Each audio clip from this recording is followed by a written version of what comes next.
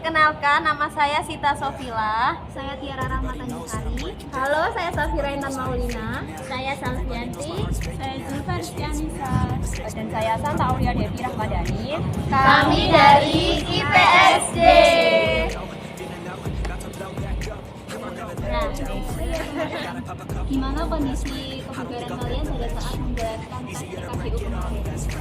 Kalau aku sendiri sih kemarin, alhamdulillah sehat ya. Dengan denyut nadi sebelum pretest itu aku denyut nadinya 70 per menit. Terus untuk setelah pretestnya itu aku 110 per menit. Nah untuk hasil dari pretest naik turun bambu itu aku mendapat 22 per menit. Untuk Mbak Andi bagaimana?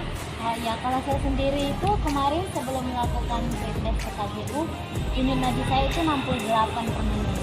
Dan setelah melakukan tes PKBU, saya mendapatkan hasil denyut nadi sebanyak 110 per menit. Dan untuk hasilnya, naik turun tangga itu sebanyak 22 kali. Dan itu saya merasakan tidak capek. Oke?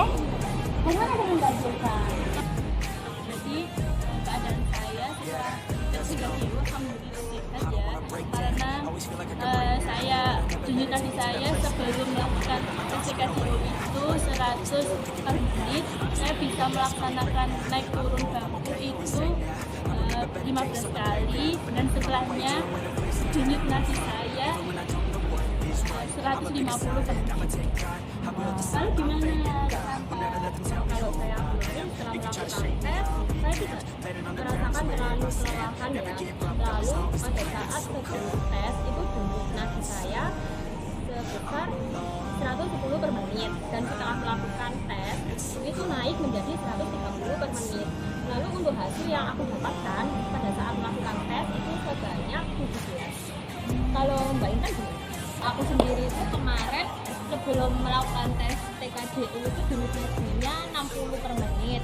Terus setelah melakukan tes itu naik jadi 110 per menit. Nah untuk hasilnya sendiri naik turun tangga itu didapat 20 per menit. Untuk tingkat kelelahannya sendiri aku nggak terlalu lelah sih, masih di skala sekitar 5 sampai 6 gitu. Kalau Mbak Tiara gimana? Oh iya, kalau aku kemarin sih sebelum diajarin kita, denyut nadinya itu kurang lebih 64. Nah, waktu setelah tesnya itu aku dapat waktu ukur itu 120 per menit. Nah, untuk hasilnya sendiri naik turun bambunya itu aku dapat 17 kali.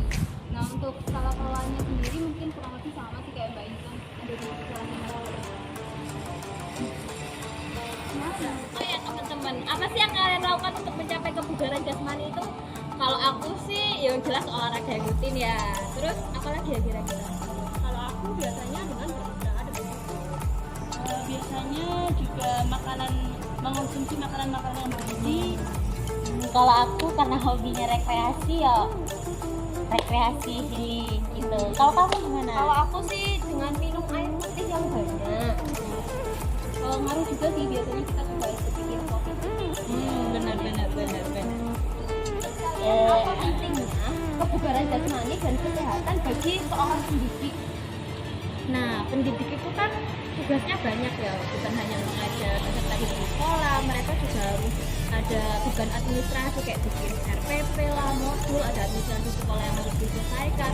Nah, kalau misalkan seorang pendidik itu kondisinya tidak bugar, itu pasti akan mengganggu proses pembelajaran di sekolah, ataupun beban-beban administrasinya tidak akan terselesaikan. Itu nggak sih? Iya sih benar. Dengan berolahraga itu kita bisa meningkatkan stamina.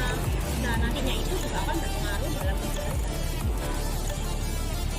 Saat pembelajarannya juga nanti menjadi lisan gitu. Bisa bukan peserta didik itu juga menjadi fit kan. Iya, apalagi kalau kita olahraganya juga teratur itu kan bisa meningkatkan mood ya, bisa menjaga stabilitas mood. Beruntung banget ya kita kuliah di UNESA ada program TKJU ini, jadi kita juga bisa menjaga kebugaran jasmani kita. Dan pastinya tiap Jumat kita melakukan senam ya. Bener banget. Bugar. To a new tomorrow.